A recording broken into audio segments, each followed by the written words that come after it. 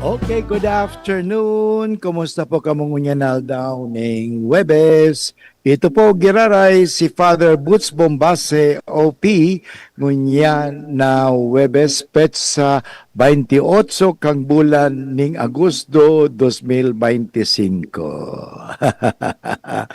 Kumusta po ka mga tugang? Medyo baga ang panahon, nag-uuran-uran, pagkatapos mainit, kaya ingay lang tabi ka mo. Ingat-ingat sana. Okay? Manggilibahan kita giraray, alauna hanggang alas 2 sa tuyang parayon, ang sa tuyang hapon, paggayunon, ang sa tuyang hapon. Mag-iribahan kita.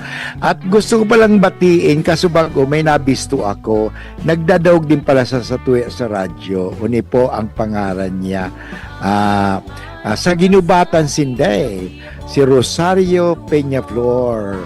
Kay Banya suaki niya na si Nelson Tan at si kasi Floretan. Okay? So, ini mga tugang kay itong yon, maugma kita. Talaga, kasi gusto kong batiin din pala ang mga sa senior high school, grade 11, grade 12, digdi sa UST Legazpi, kasing ngunyan daw, ino-observe ninda ang buwan ng wika. Pagkatapos may mga presentation sinda tungkol sa buwan ng wika. Pero ang katapusan, karakanan giraray. Kaya busog-busog tabi si Father Boots. Kumpleto. Magayon, may lechon. Grabe talaga, may ice cream. Fiesta sa nayon. Yan. Kumusta? Nagkakalaka mo? Kaya magmahon talaga sa bagong. Yan. Anyway, kunyanal daw, sa tuyang sineselebrar, ang kapiestahan ni San Agustin. Kasugma mga tugang sa tuya nga ni narumduman at sa tuyang sinilibrar ang kapistahan kang sa iyang ina na si Santa Monica, na talagang dakulaon ang ambag ni Santa Monica sa pagbabalik loob ng sa iyang aki. Yan. Kasi sabi ko nga hapon mga tugang, si Santa Monica igwaning biyanan na mabagsik. Grabe, talagang mabagsik yun. Pagkatapos may malupit pang asawa at yung anyang anak ay suwail pa. Sabihin natin na pasaway. Pero alam mo, hindi sumuko si Santa Monica sa pagpapangadji. Maganda talaga mga tugang ang kita perming mga ji permi. Nakulaon ang kaya day ka mo magsawa pagpangadji. Ayun. Sige sana, pangadji ka sanang pangadji. Nadakulaon talaga yan ka mga tugang. Kasi nga ni, mahiling ta mga tugang, na si Santa Monica, grabe talaga ang sa iyang pagtubod sa Diyos. Kaya nga, dahil sa iyang pagtubod sa Diyos, nahikayat niya, na-convince niya ang sa iyang agom na magpabunyag bago magadan. Si San Agustin naman, napabunyagan din, at naging Katoliko si San Agustin. Dakulaon talaga mga tugang ang papel kang pagpapangadji. Yan baga, yan ang sa tuyang gibo. Hindi kita dapat magsabi nga, pagod na ako, Father. Pagod na ako magpangadji. No. Sige lang, mangadji lang kita. Kasi magayunon ini mga tugang. Sabi nga, ang matututunan natin kay Santa Monica, ay nahawa din si San Agustin. Yan. Kasi dahil ka talaga pababayaan ng Diyos. So, sabi ka nga ni, trusting in God's perfect timing. Okay? So, mga magurang, mga nanay, kung may mga aki ka mo o may biyanan ka mong medyo talagang dipisilon na sabi nga pakikitunguhan, sige lang. Sabi nga, suklianin daw ning pagmamahal kaysa ng libak nindo o sisiraan nindo, i-pray na lang. Alam mo, mas maganda to pray than to gossip. Yan mga importante mga tugang. Kaya minsan may mga gusto kitang sabihon na nakakaraot. ipagdasal na lang natin. Sabi mo, alam mo, ipagdasal natin si ganito. Ano, kasi kawawa naman. Pero wala mo nang tugtungan. Kasi minsan, nagdarasal tayo, pagdasal natin si ganito. Alam mo kasi yung taong yan, ano yan sobra talaga, masyado talagang malupit. Siniraan mo pa. Wag nang ganyan. Ano yung pray instead of gossiping. Praying is better than gossiping. Yan. So, when we pray, nakatulong ka pa. Ano? So, maganda yan. Kaya balikan ko giraray itong mga gibon ni Santa Monica dahil kasi ngunyanal daw sa tuyang sinisilbrar ang kapistahan kan sa iyang aki. Yan. So, what mothers can learn from Saint Monica? Yan, okay? Number 1, persevering prayer. Kaya nga sabi ko nga hindi kita dapat maguntok. Huwag tayong manghina na magdasal. Tanda natin, Saint Monica's unwavering prayer for her son Augustine's conversion is a powerful reminder of the importance of prayer in motherhood. Alam mo, sabi ko sa inyo mga tugang, naramdaman ko ang sakuyang nanay. Kasi si mama talaga, kaputin mo mga pinsan ko, very prayerful. Alam mo si mama mo talaga, perming dasal ng dasal. Actually, nahikayat ako ni mama. Sabi ko ni mama, Noy, padumang kita sa simbahan, magpangadji kita. Kaya nga, every Wednesday, nagdumang kami, nagnunubina kami ni mama. Pagkatapos pag Thursday, first Thursday ma-holy hour kami, papas makumpisal. Tapos pag first Friday, mamisa, makumunyon. Nakulaon talaga ang tabang kang magurang. Kaya kung gusto nindo ang sa indong aki o ang agong, kung si Simon, na medyo kaipuhan na talagang ipangaji nindo. Sabi nga, even when faced with disappointment and heartache, she did not give up praying. Never give up praying. Okay? Yan. Saro yan mga nanay, mga magurang na sa tuyang arugon si Santa Monica. Saro pa magayon na arugong kay Santa Monica yung sa iyang unconditional love. Alam mo, for those whom you love, you should never give up. Yun yan mahal mo Naramdaman ko tuloy si Mama Giraray. Dahil mahal ni Mama si Papa, kahit minsan arugan si Papa, si Mama never give up praying for my father. Kaya ako nga siguro naging padi. And up to now, nagpapasalamat ako miski gada na si Mama, gada na si Papa, pinapangaji ko sinda, pinagmimisa ko sinda, aral daw. Pagkatapos at the same time, pinapangaji naman din ako. Sigurado, tinatabangan ako. Kasi I have my devotion to the poor souls in purgatory, lalo na yan. So, magayon yung unconditional love.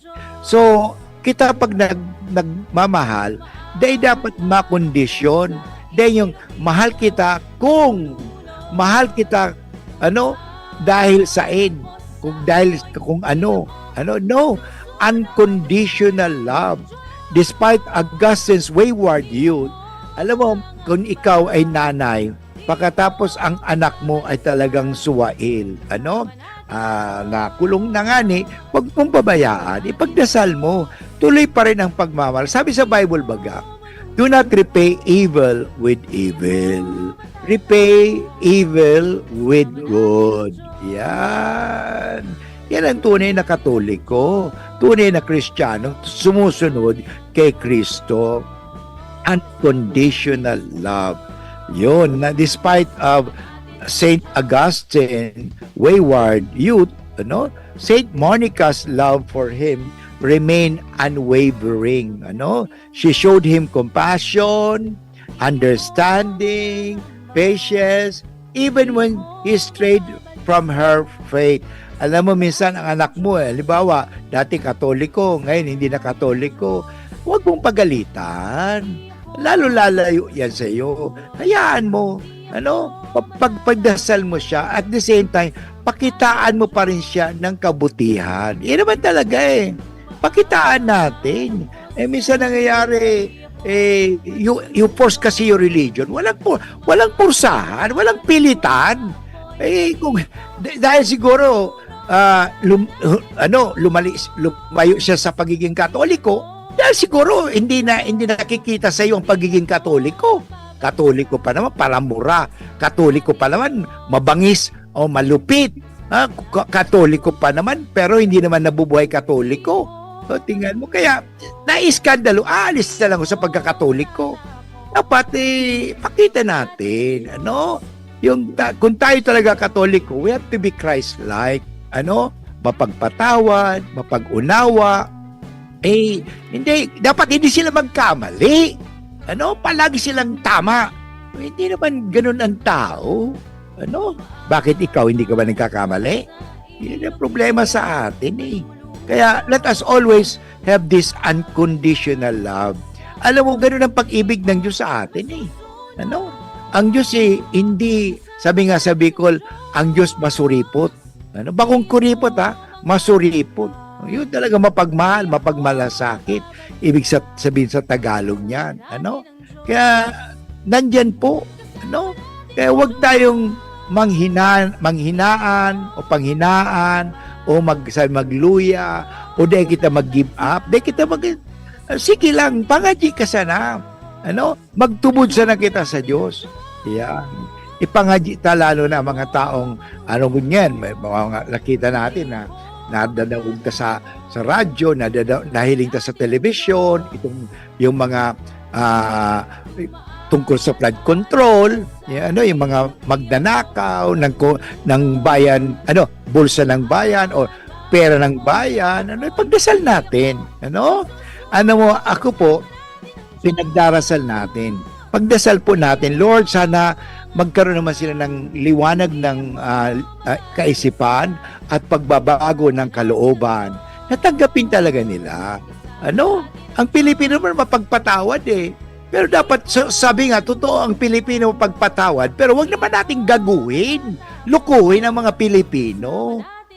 Kasi may hangganan din po yan Niloloko natin ang yung trillion sa flood control. Pagdasal po natin kung sino man mga yun. Lord, sana hipuin mo ang kanilang mga kalooban.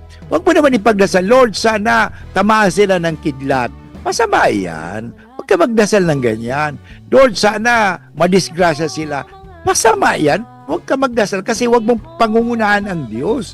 Ang dasal mo, simple lang, Lord, sana itong mga nangungurakot sa bayan, itong mga manluloko at naninira, ito ay magbalik loob na sa iyo. Kasi alam mo, mas makapangyarihan pa rin ang Diyos. Tandaan natin, ang lahat ng tao mamamatay. At totoo naman, kahit halimbawa, kinangkam mo na ang lahat ng pera ng buong mundo, hindi lang ng Pilipinas, hindi mo madadala yan sa hukay. Miski sa kabaong, hindi mo madadala. May nabalitaan na ba kayo? Napakayaman nang namatay. Yung pinaghirapan niyang pera, dala sa kabaong? Hindi, wala baga. Kasi pag nilagay mo sa kabaong niya, pag nilibing yan, nanakawin din uli yan. Yung inakaw mo, nanakawin din sa iyo. Tandaan po natin ang kamatayan, isang pagnanakaw. Nakaw talaga yan. Nanakawin tayo sa buhay na ito. At tandaan natin na this world is a dangerous world. And this is a dangerous place. Why? Because nobody gets out of this world alive. Nabalitaan na ba kayong lumabas dito sa mundong itong buhay? Lahat patay. Ngayon ang tanong ko nga lang, pag tayo namatay, ano ang sasabihin natin sa Panginoon? Kung pag tinanong tayo, gumawa ka ba ng kabutihan sa kapwa? Oo naman, Father Di ba? Nagpamisa nga ako. Nagbigay nga ako ng donation sa simbahan. Talaga? Ginamit mo palang simbahan.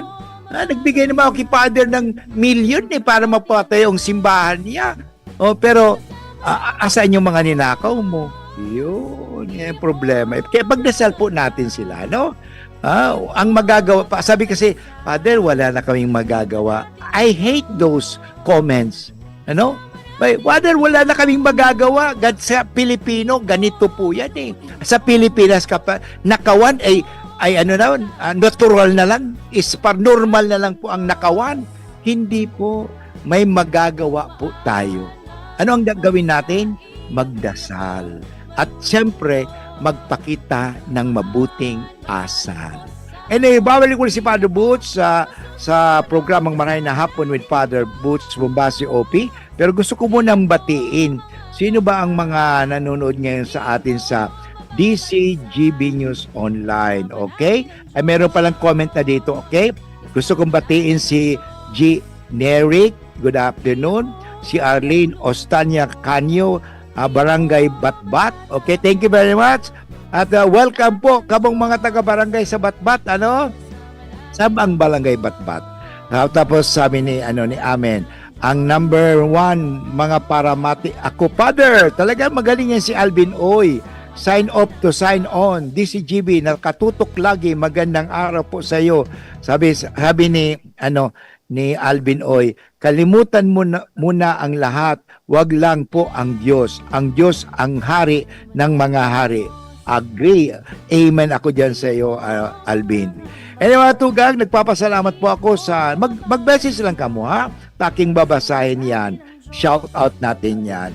Ang oras sabi ko yan, 20 minutes after 1 o'clock. Di ako malulungkot. Pre, makinig ka muna. Payong kaibigan lang ha. Work hard, play hard. Yan ang motto ko dati. Pero nakakapagod din pala katagalan. Sa gitna ng lahat ng mga puyat, inom at pagkain ng masasarap, kasama na ang oily at fatty foods, kailangan pa ring bantayan ang kalusugan. Tamang kontrol ang kailangan. Katuwang ko, ang Liverade. May silimarin na maaring makatulong protektahan ang atay. Cheers to more good times. Be a liver lover. Mahalagang paalala, ang Liverade ay hindi gamot at hindi dapat gamitin paggamot sa anumang uri ng sakit. Ang good drinks at good food, perfect combo. Isama pa ang Liverade para sa kalusugan ng atay. Mabibili sa mga leading drugstores nationwide. Piolo Pascual po. Sa ubo at hika, may Plemex Forte Syrup and bottles. Pero para sa ginhawang kailangan agad, may Plemex Forte Capsule and Blister Pack. Madaling bitbitin, kayang ibulsa. Gawa sa natural na lagundi na tumutunaw at nagpapalabas ng plema. Convenient na, ginhawa pa. Plemex Forte Lagundi in Capsule. Basta Lagundi, Plemex. Easy! Vitex Segundo L is the generic name of Plemex Forte. If symptoms persist, consult your doctor. Naghahanap ka ng kabalikat sa asenso at taman ang urig mo asin mag-asenso ang negosyo. May Uno Plus na kalidad, mag-Uno Plus, mag-Uno Plus. Asa sa imong mauwag, serbisyong totoo, produktong garantisado. Ang Uno Plus asin urig mo, ang gabat na gusto. Uno Plus matabang sa imo. May Uno Plus na kalidad, mag-Uno Plus, mag-Uno Plus. Asa sa imong mauwag. Sa Uno Plus, kalidad na masasarigan mo, serbisyong swak sa imo. Magbisita sana sa Uno Plus Facebook page. Kasama natin ang Diyos. Okay, balik kita giranay sa programang Marahay na Hapon with Father Boots Bombase OP ng UST Legazpi. Okay, kasubago sinabi ko sa mga tugang na siyempre pag mayroon kang ina talagang mapagdasal, later on magiging ka rin mapagdasal. Magayon talaga ang ginibo ni Santa Monica sa iyang mga aki. Sana gibuhon taman iyan. Kaya sabi ko sa inyo mga tugang, magayunon ang halimbawa. Sinabi ko number 1, persevering prayer. Huwag kayong manghina na magdasal. Huwag tumigil na magpangaji. Mga G, sikita ng mga G. Yan. Magdasal ka ng magdasal. Kasi, ba't hindi mo kasi sinasagot yung aking dasal? Alam mo, kapag hindi pa sinasagot ang iyong dasal, God is planning something best for you. Kasi talagang may ibibigay sa iyo ang Diyos na maganda. Maniwala ka lang. Pero tanda natin, minsan makaka-experience tayo ng mga challenges. Minsan may mga sacrifices, may may pagsubok. Gusto to experience, parang, alam mo, pagpatibay ng pagtubod. Ang taong matibay ang pagtubod dahil po sa nakaagi siya ng mga kadipisilan sa buhay. Parang itong mga tanong ko digdiyo sa UST Legazpi, Kaya itong panahon yung Aquinas pa, mga mangga. So mga mangga ko niya, yaw pa man sa likod. Mahiling mo sa mga mangga ko, natumba na kang bagyong sining, bagyong riming pala, bakong sining. Makadakol yung mga bagyong nag-agi na, natumba na. Pero miski nga ani, natumba, nagbangon manggiraray. Arugang kaan. Dahil kita dapat manipisilan. Arugang kaan. Sige lang, magpangaji ka sana. Kaya nahiling ko ito, minsan pinicturean ko nga na itong manggang tinanong ko ng 1998, nagtanong po ako ng mangga dito sa Aquinas University. Birthday ko po ito. At siyempre, ngunyan, tinamaan na kang bagyo, dakul na ito, no? Dakulao na pati ngunyan. Pero miski nga ni, natumba na kang bagyo, nagpaparabunga manggiraray. Di nakatamasa. So, ibig sabihin, huwag kang panghinaan ng loob. Sige lang. At the same time, padagos kang gumawa ng kabutihan. Yung tinatawag natin unconditional love. Pang-tatlo, maganda po ito, keep trusting in God's plan. May plano ang Diyos eh. May plano ka, pero minsan ang plano natin hindi man maganda. Okay? There's a plan of God. Trust in God's plan. Hindi lang yung plano mo. Saint Monica's trust in God's plan even when things seem bleak. Minsan baga, daing ito naintindihan, dito naaraman, but it's a valuable lesson for us, lalo sa mga nanay, okay? She did not try to control every outcome, but instead, surrender to God's will. Ulitin ko ini, kasi minsan may mga controlling parents tayo. Wag naman. Alam mo doon si San Agustin, meron siyang rule of Saint Augustine, sabi niya, when you rule with charity, not with authority. Kasi minsan ganun tayo eh. We rule with authority, but we do not rule with charity. Yan. Kaya nga, si Santa Monica, hindi siya controlling, kundi siya po ay talagang compassionate because she surrendered everything to God's will. Yan naman talaga. Hindi mo natin makukontrolan ang lahat. So mas mabuti pa, do it with charity, not with authority. Kasi minsan, gagamitin natin ang authority natin. Nanay ko magulang mo ako, sumunod ka sa kuya. Kung di, maghali ka na, hindi.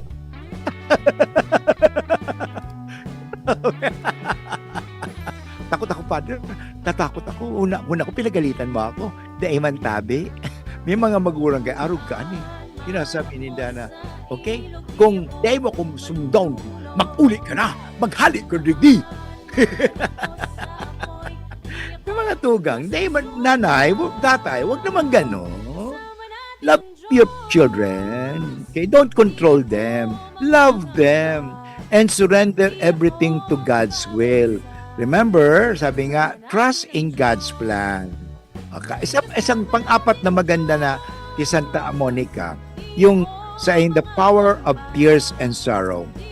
Saint Monica's tears and prayers for her son's salvation are a testament to the transformative power of intercessory prayer. I'll take note, intercessory prayer. Her sorrow and perseverance ultimately led to Augustine's conversion. Okay? So ito, mga tugang, sige lang. Kasi dapat ikaw ay maging kasangkapan sa pagpapangadji. Yun, sige lang. Alam mo, ginigibo ko, may CCTV kami naman sa harong. Ang ginigibo ko, every day, binibless ko po ito because I believe in the blessing at a distance.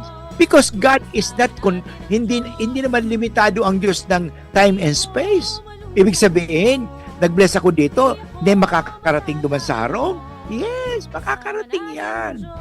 No, because we do not control God. Ang problema mga tao, gustong kontrolin ang Diyos.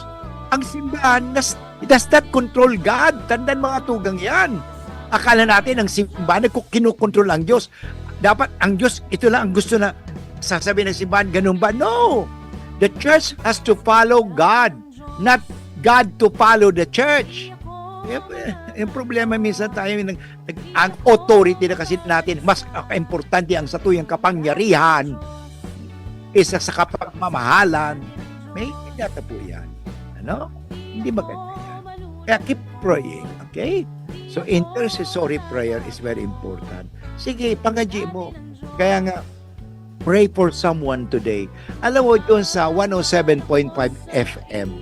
Yan. Meron po, ang UST Legazpi, mayroong radio station. 107.5 FM po yan. Ano?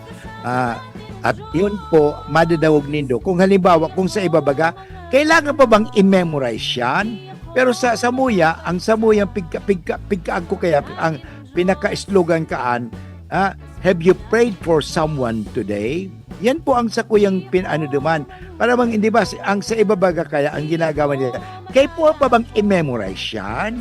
O yun. Samuya naman, iba, have you prayed for someone today? Hapot lang na po ni Father Boots. Halimbawa yan, have you prayed for Father Boots? Yeah. Ika naman, Father Boots, have you prayed for your listeners? Yes, I do. Alam mo, pinapangadji ko, pinamimisa ko pa nga kayo everyday. Kasi kasama kayo eh. Everyday sa kumbento ng San Raimundo sa UST. Everyday nakalagayan for the media ministry. Yun, kasama ka mo duman. Ano? Kasi ini pong pagiging broadcaster ko dito, hindi po, I'm not simply doing this on my own. This is our community apostolate. Ako nga lang ang natukahan na nandito. Yan. Pero tandaan mga tugang ito na we intercede for you. Ano? Pinagpapangadji po namin kayo. Kaya pray for someone today. Okay? Always pray. Pray for someone today. Pinangadji mo na ba? Nangadji ka na ba? Nung nandun po ako sa Radio Veritas Manila, 846. Kasi matagal po ako sa Radio Veritas, more than 15 years na rin ako doon, halos talaga doon. Nalipat ako dito sa Legazpi, yun nga, dito ako sa DCGB, yun. So, alam mo, pero doon ako nagtalubo din talaga sa Radio Veritas Manila, DZRB, okay, sa Manila. Kasama ko si Angelique Lasso, si Pusit, Tia Pusit, alam niyo si Pusit, kilala ko yun, mga artista ng panahon, kasama ko sa Radio Veritas, ang dami ko mga artista kasama, si Father, ito nga ni, mapagbiro, si Father Ben Carion, OMI, nakasama ko po rin, si Ben Pay, ang dami mga, matagal na po, kasi 1983 po, ako pa doon sa US, sa Radio Veritas, yan po, sinasabi na, we have to pray always. Sabi doon sa, nagdasal ka na ba? Yan ang tanong. Nagdasal ka na ba? Ang pangalawang tanong, sino ang pinagdasal mo? Yun. Alam mo, ako pag pumupunta ko sa mga estudyante, tinatanong ko yan eh. Ay gusto ko magbatiin pala si Hilda Hobilionar Gordovin. Wow, matagal na kita, long time no see. Okay, Hilda, sa Manawag ito yata si Hilda, if I am not mistaken. Tama ba, Hilda? Gordovin sa Manawag. Yan. Okay. So yun. Pray for someone today. Sabi ko sa mga nagdasal na kayo? Yan. Sino ang pinagdasal ninyo? Siyempre si Father Boots. Thank you. Kasi ang ginagawa ko dito, I see Jesus in you. Yan. Sana makita yan. Yan. The legacy of faith. Alam kung bakit natin pinag-uusapan si San Agustin dapat. Pero siyempre, dahil sa nanay niya, kaya pasalamat si San Agustin kasi may nanay siyang mapagmahal, madasalin, mabait na tao, yun. At nagtitiwala sa Diyos. Kaya nga si San Agustin, nagbalik loob sa Diyos. Kaya ang panglima, maganda ito, the legacy of faith. Saint Monica's legacy is a reminder that a mother's faith can have a lasting impact on her children. Agree po ako dyan. Bakit? Kung bakit si mama, di ba? Ang laki ng impact sa kuya eh. Kasi sabi mo, Noy, sasabihin sa kuya, ang apo ni mama sa kuya, Noy, Noy, Noy, magaji ka sana. Gabos iyan. sabi ni Mama sa kuketon, nag-take daw siya ng exam, nangadji siya na, Lord, sana ang mga questions na ay yung napag-aralan ko. Tama nga. Kasi nasagutan niya. Ganun po yan. Mga G lang. Malaki ang impact po talaga ng magulang. Her devotion to God and her family paved the way to Augustine's conversion, eventual conversion, and sainthood. Yan po mga tugang. Okay? Napakagayon at napakaganda sinabi ni Mama ni San Agustin, anak, huwag mo kong kakalimutan pag nasa altar ka na. Kaya si San Agustin, nang naging pari yan, ay talagang inaalala niya si mama niya. Yan. Okay. Anyway, gusto kong ipakilala uli si San Agustin sa inyo. Baka hindi nyo kilala, no? Si San Agustin, mga tugang, siya po ay isinilang sa Tagaste kasi ang nanay-tatay niya taga-Afrika noong 354. Ang kanyang mga magulang, sinabi ko nga kaswabon, sina Patricio, isang pagano, ibig sabihin hindi binyagan, hindi katoliko, at si Santa Monica. Tingnan mo, may nanay na santa. Gayun na lamang ang paghinagpis ng kanyang ina dahil sa kanyang masamang pamumuhay. Bakit po? Kasi sabi ko, si Agustin, mga tugang, ay naging Manikeo. Member po siya ng isang samahan na hindi naniniwala sa tama o kilalang Diyos. Okay? Reveal God. Naniwala siya sa irihing laban sa simbahan. Ang paniniwala nila ng dalawang Diyos. Diyos ng mabait at Diyos ng masama. Ay, wala po. Isang Diyos lang. At ito po ang nangyari kay San Agustin. Nagkaanak ng isang lalaki sa babaeng hindi naman niya pinakasalan. Tingnan mo yan, ha? Pero sa tulong ng obispo ng Milan na walang iba kundi si San Ambrosio, sinabi ko yung kahapon ito, ang dating masamang pamumuhay ni Agustin ay kanyang tinalikdan. Ito naman ang importante sa buhay natin. May mga tao talaga nagpapadala ang Diyos na tayo ay matulungan bumalik loob sa Diyos. Kaya ito tayo. Baka ikaw, pinagdasal mo yung mga nangungurakot at least magpapasalamat yun sa iyo. Nailigtas mo sila. Bago man lang sana mamatay, nailigtas mo sila. Nagbalik loob sila sa Diyos. Isinauli yung kanilang ninakaw. Tandaan mo kasi meron tinatawag sa justice na retribution. Naalala ko ng parish priest pa ako sa UST Manila ng 1984 hanggang 1993. Anong pa ako po yung nagtrabaho doon sa bilang parish priest. I was only 26 years old. Batang-bata pa po ako noon. I was newly ordained and I became the parish priest. Hindi man sa pagmamayabang. So, yun po ang nangyari. Nagtatanggap kaming malaking donation. Nasa envelope. Saturday yun, ha? Pagkatapos, ang nangyari, sabi, Father, may malaking envelope. Tapos, siyempre, binilang namin, collection yun eh. Collection. Tapos, alam mo kung magkano? 50,000. May naglalagay pa sa collection ng 50,000. Sabi ko, hindi, siguro. Dahil, pag ikaw nangumpisal, at halimbawa, Father, ako po'y nagnakaw ng 1,000,000.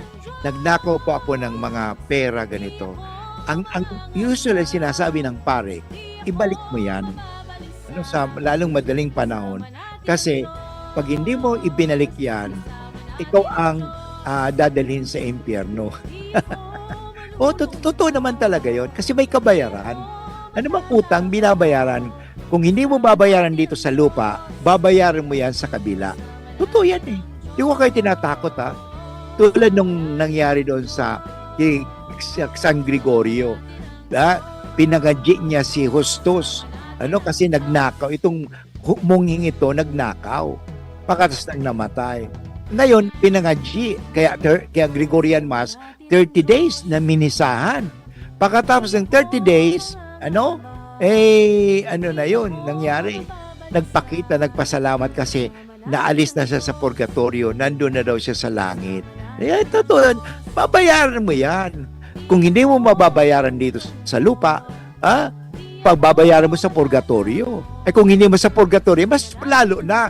Di mo na mababayaran talaga yon kung sa impyerno. Kung hindi mo nga mababayaran kasi malaki dahil hindi ka nagsisisi sa iyong kasalanan, pupunta ka sa impyerno. Yan. Hindi ko sinasabi na tinatakot ko kayo. Sinasabi ko lang po ang totoo na anumang utang, dapat bayaran. Kung hindi mo mababayaran sa lupa, babayaran mo yan sa kabila. Anyway, babalik ko si Father Woods pagkatapos sa mga paalala. Ang oras sabi ko yan, 39 minutes after 1 o'clock.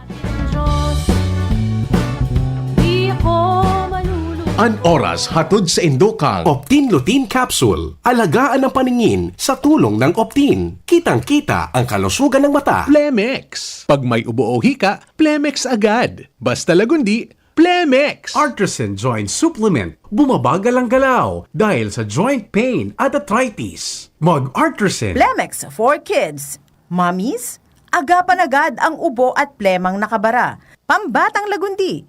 Plemex! Sa Uno Plus, kalidad na maaasahan mo. Serbisyong swak sa imo. Liver Aid Silimarine Capsule. Ang good drinks at good food, perfect combo. Isama pa ang Liver Aid. It's liver lover, boys! In my search for gold, I've traveled far, but the gold I seek ay nasa McDo na!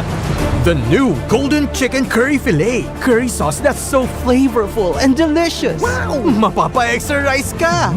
The new McDonald's Golden Chicken Curry Filet. Sulit busog with extra rice. 99 pesos lang. Price varies. Available from July 15 to October 31, 2025 per GTI Fair Trade Permit number FTEB 230607 series of 2025. Kung ikaw ay edad 50 pataas katulad ko, may mataas na ang risk ng panlalabo ng paningin. Mas challenging ang pang-araw-araw na gawain tulad ng pagbabasa, pagsusulat, at pagmamaneho. Ang Optin ay may lutein na maaari makatulong sa kalusugan ng mata, nilalabanan ang epekto ng glaucoma, macular degeneration at katarata. Kitang-kita ang kalusugan. Mabibili ang Optin sa mga pangunahing butika nationwide. Mahalaga ang paalala, ang Optin ay hindi gamot at hindi dapat gamitin panggamot sa anumang uri ng sakit. Ubo ng anak? Nakababahala? Baka plema. Para dyan, Plemex for Kids ang pambato ko. Ang Plemex for Kids ay gawa sa lagundi. Tinutunaw at pinalalabas ang plema. Ginhawa para sa bata, peace of mind para kay mommy. Camille Prats Yambao po, nagfi-flex for Plemex. Pambatang lagundi, Plemex! Vitex Segundo L is the generic name of Plemex for kids. If symptoms persist, consult your doctor. Mommies, agapan agad ang ubo at plemang nakabara. Pambatang lagundi. Plemex! The Diocese of Legazpi brings you One Voice Part 2. One Voice Part 2, a dinner concert for a cause, featuring the clergy and seminarians of the Diocese of Legazpi with renowned chef, Chef Jesse Sinchoco, as we serve fine dining experience happening on October 10, 2025, 6 p.m. at the Legazpi City Convention Center, LC3. Reserve your seat now. Tickets available at your local parish or donate through our GCash 0917-559-1800 or at our BDO account through the Roman Catholic Bishop of Legazpi Incorporated 0018-1802-4874. Be a benefactor. Support a seminarian. Ang hagad kong pamibi ali sa sendo. Danganing ini sa itong pagtiripo nini, entertainment, at the same time fine dining, lugod mapangyari asin maging mabunga, huli kan sa inong suporta, asin tabang kan sa itong mahal na Diyos. Salamat po! Itagabos may paninimbagan sa namagsaro. Itagabos tiniripo ninyo sa pagkamo.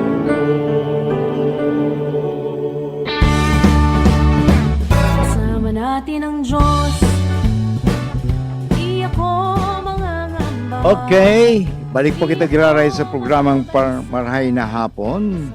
Meron po si Iron Joe nag-text sa atin, Father, iisa lang ang Diyos. Tama ka. Ang katangian niya, alam mo ba kung ano? Dalawang katangian ng Diyos sa buhay. Oo, sabi, ito, magalit ka lang, emotional sa Diyos, pagpapatay na. Kaya sabi sa Bible, tama yun na ingatan natin, sabi niya, dalawa lang po ang pupuntahan ng ating espiritu, langit o impyerno. Wala. Hindi, kapatid, mayroong purgatorio kasi ang purgatorio dahil po yan sa awa ng Diyos. Actually, meron tayo dyan. Sana ma-explain ko rin sa inyo ito. Why is purgatory necessary? Okay? Tandaan po natin. Why is purgatory necessary? If Christ died for our sins, if we die in state of pure grace with no blemishes on our souls, we go to heaven. If we die having not confessed our sins and repented, we go to hell. So a majority of us won't fit either extreme when we die. So lahat po tayo pala pupunta sa impyerno kasi lahat tayo ay may makasalanan. Kaya lang ang ginawa ng Diyos, naglagay siya ng lugar na para sa atin na tayo ay linisin muna bago makapunta sa langit.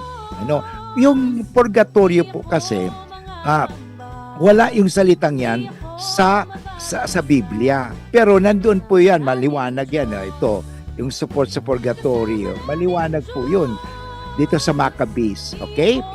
Second Maccabees. Nga lang ang mga kapatid natin na protestante, wala silang libro nito. Kasi kulang. Ang libro natin sa Katolika kompleto. We have 72 books of the Bible. Sila kulang. So yan ang problema. Sa second Maccabees, chapter 12 verse 40 to 42 to 46, ito po, but under the tunic of each of the dead they found amulets sacred to the idols of Jamnia, which the law forbids the Jews to wear. So it was clear to all that this was why these men had fallen. Turning to supplication, they prayed that the sinful deed might be blotted out. Thus he made atonement for the dead, they might absolve from their sins. Okay? So maliwanag. Kahit sa gospel nakalagay yun dito. Matthew 5 verse 25 to 26. Sabi dito, settle with your opponent quickly while on the way to court with him. Otherwise, your opponent will hand you over to the judge, and the judge will hand you over to the guard, and you will be thrown into prison. Amen. I say to you, you will not be released until you have paid the last penny. So maliwanag. At tandaan po natin, ang purgatorio ay dahil sa awa ng Diyos. Kasi pag tayo namatay, may kasalanan, saan ka pupunta? Impyerno. O halimbawa may kasalanan kang maliit na kasalanan, hindi naman talaga malaking kasalanan, hindi mortal sin, bibigyan ka ng pagkakataon ng Diyos. Kaya makikita natin, bakit may purgatorio? Dahil ang Diyos ay maawain. Sa kabila ng Diyos ay makatarungan. Sinasabi, God is merciful though He is just in English. Okay? So maliwanag po yun. Even sabi ni Juan dito, Saint Paul, sabi, the fire will test the quality of his one's work. If the work stands that someone built upon the foundation, that person will receive a wage. So talaga. But if someone works is burned up, that one will suffer loss. The person will be saved, but only as through fire. So dito, sabi nga dito, for clearly speaks the works of the faithful will be tested after our death. Okay? So maliwanag po yan. Kaya ito po talagang mayroong purgatorio. Okay? So anyway, pag tayo namatay, malalaman mo na lang talaga. Ang Diyos ay mawain o mapanghusga. Yan. Okay? And balik po tayo sa ating topic. Kasi mayroong nag-react lang tungkol daw wala daw purgatorio. Kung wala tayong purgatorio, ibig sabihin ang Diyos hindi mawain. Okay? Sapat lahat tayo namatay na may kasalanan, lahat tayo pupunta sa impyerno. Pero dahil tayo ay makasalanan ng kaunti, dahil tayo nagkagawa ng mga kahinaan, bibigyan tayo ng Diyos ng pagkakataon. Ang purgatorio, ang tawag, pupurgahin mo na tayo. Kasi walang makakapasok sa langit pag tayo ay may kaunting kasalanan. Dapat purified, cleansed na tayo. Kaya pupurgahin mo na tayo sa purgatorio. Okay? So yung mga tugang, balik tayo kay San Agustin. Si San Agustin, mga tugang, sa tulong ni Obispo ni Ambrosio sa Milan, ay sabi ko nga, na nagkaroon ng pagbabagong buhay. Maganda yan, dapat tayo maging kasangkapan ng tao. Tayo maging kasangkapan ng tao na magbalik loob sa Diyos. Ano?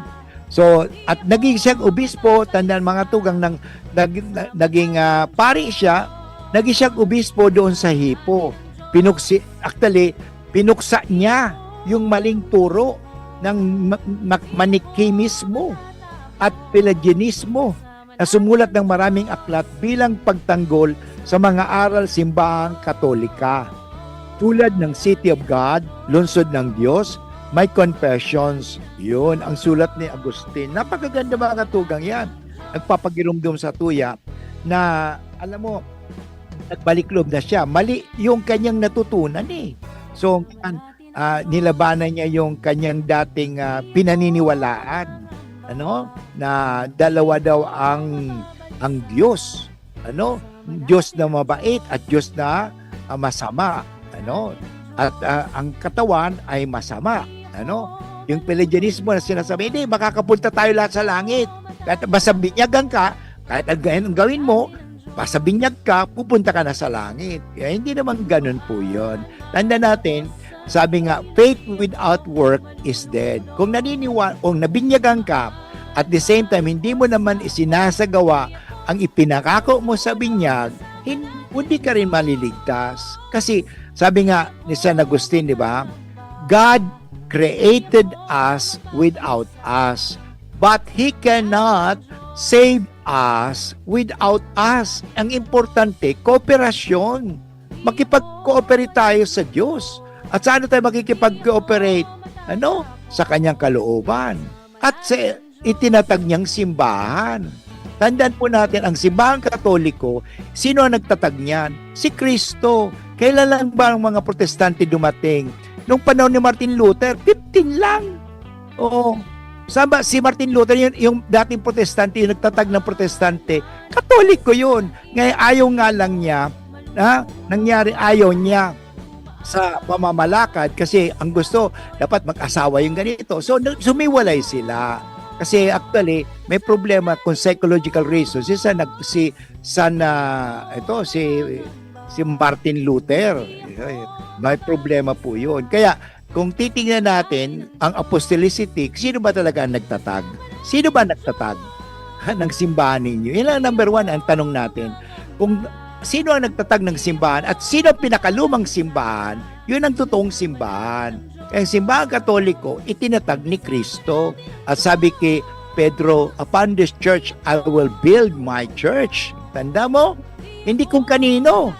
Hindi kay Martin Luther. Hindi sinabihan si Martin Luther, and upon this church, I will build my church. Hindi. Sinabi niya kay Pedro at hanggang ngayon, patuloy tayo kasi si Pedro hinalilihan ng Santo Papa. The first Pope is Saint Peter. So, nandun po ang simbahang Katoliko. Okay? So, maganda po yung nangyari. Kaya hindi kaya't ni San Agustin ang mga taong magdasal sa mga santo at sa mga kaluluwa sa purgatorio. Okay? Napakalaga po yun. Hinikayat din sila na magkawang gawa. Maganda po ang ginawa niya. Tingnan mo si San Agustin. Si San Agustin mas matanda pa kay Martin Luther. So mga founder ng Singwi, ito mga founder ng mga protestante, sino mas paniniwalaan mo?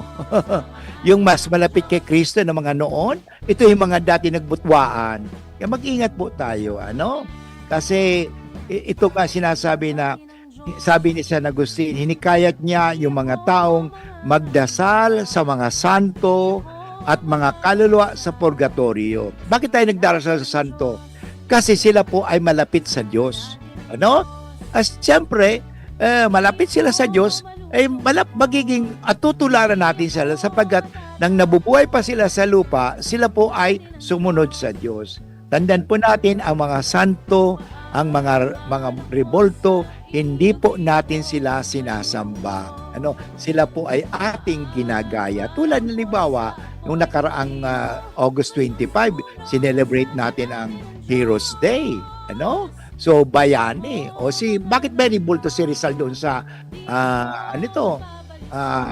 sinasamba ba si Rizal bilang Diyos ng mga tao dahil may revolto? Hindi po. Pinapaalala na yung mga pictures, mga larawan, mga revolto, ito po ay mga simbolo, mga signs o mga palatandaan na nagpapaalala sa atin na sila po ay nabuhay na may pagtubod sa Diyos, na dapat natin sila tularan.